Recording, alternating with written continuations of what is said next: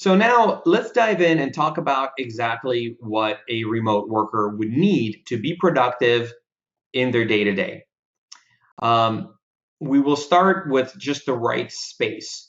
It's key that you're able to find a place in your home that can become your office. You can create that mental separation away from distractions. If you have children, dogs, be able to find that quiet space. Good Wi-Fi is critical. Good connectivity from your internet provider. And if you're doing a lot of video meetings, if you can go even beyond Wi-Fi and be wired in, that would eliminate packet loss and other networking issues. So highly recommend that. You want a nice computer. Ideally, dual monitors have been shown to improve productivity between 30 to 50%. A great ergonomic chair if you're sitting there for 8 hours a day. Great headset is important, especially if there's noise, and a good high quality webcam. Anything in the $40–50 range is going to give you some really great results. And we'll talk about lighting in just a minute. One thing that I recommend is don't just start working as soon as you get out of bed. Try to establish a routine where you start your day off right, where you still have your time before you begin work. That means get up, have a cup of coffee, take your shower, get dressed, groom yourself as needed, eat breakfast. Try to maintain that psychological separation between home and work. Then it's really about maintaining that balance and that separation. So it's so easy to just go to the fridge, grab something, and continue on your laptop, continue on your work.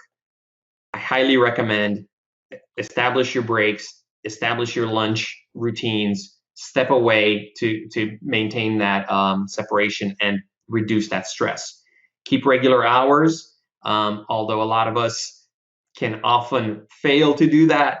I highly recommend, have a specific start time, specific end time to your day, and honor those hours. You can check in with your team, make sure you're communicating throughout the day. And then at the end of your day, because you've eliminated things like a commute, make sure you get some fresh air, especially in this time where we are very cooped up. Get out there, get a jog in, a bike ride.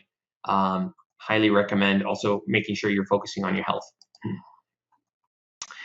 Time management is also very important when you're by yourself. Perhaps you're used to having a manager help you or set up your day.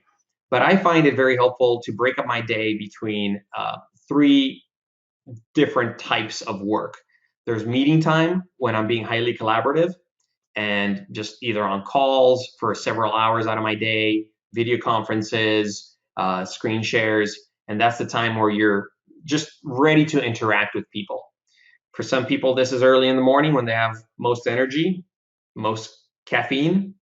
For some, maybe it's later in the day. So find the right when you have the most energy to collaborate. The working time is when you need to get your stuff done. You need to knock out a spreadsheet. You need to implement something. Block that off using do not disturb features on your computers, on your phones, turn off messaging, turn off email, and try to have at least solid blocks of a couple hours every few days a week for working time.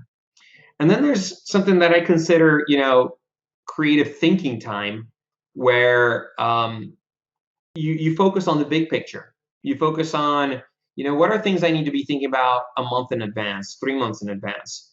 Make sure you have spots on your calendar established even for those as needed. And again, using your calendar is critical. Like literally block this on your calendar so that people aren't coming in and taking those times away from you. This allows you to be proactive and control your time instead of other people controlling your time. And finally, use the tools. Our products have a presence indicator. So if you're busy, set yourself to busy so that people know not to disturb you. So video conferencing. I love video conferencing. Let's talk about what you need to do to look sharp in all of your video meetings, just like this guy. So try to have your camera on top of your monitor. If you have a laptop, that's pretty much solved for you. But the camera on top of the monitor helps you establish, like, you're looking at the person, you're trying to have some eye contact, and makes it much, much more natural. Then take the video conferencing application and position it under the monitor so that, we have a tendency to look at ourselves a lot. As you can tell in this webinar, I'm talking to myself, I'm looking at myself, but if your eyes are looking as close as possible towards the camera, that again gives you the most natural video conferencing experience. If you're sharing content using screen sharing, a second monitor, like I said, is great for that. So you can keep looking at the person you're looking at, and then look at the content when you're speaking about the content, and then back to that person. Make sure you're centered in the frame. There's some applications out there that allow you to control your webcam settings, so you can zoom in and tighten the shot as needed. Make sure you're familiar with those. And even though I keep recommending headsets as the best audio, and I'm not using one, it is the best audio. I highly recommend using a headset for best audio.